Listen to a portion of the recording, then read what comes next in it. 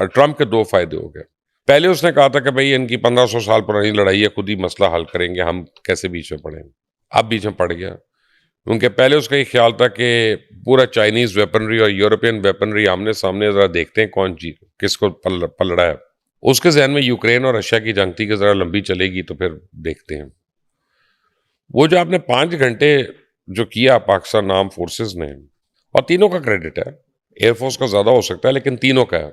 उसमें उनको एकदम समझ आ गई कि नहीं, ये तो हाथ से निकल जाएगी और ये जो हमारा बहू-बहू करने वाला है, ये तो इसके तो पर्चे हो जाएंगे। तो उन्होंने रोक दिया आगे। 14 तो मुर्गे कुट पैरी होंगी तो लड़ाई आके रोक देना ना मुर्गियां दी।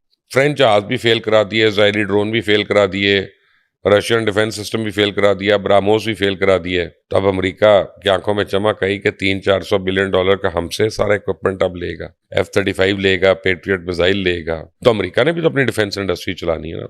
तो अब वो रोक के इनको इनसिक्योर करके वो करेंगे।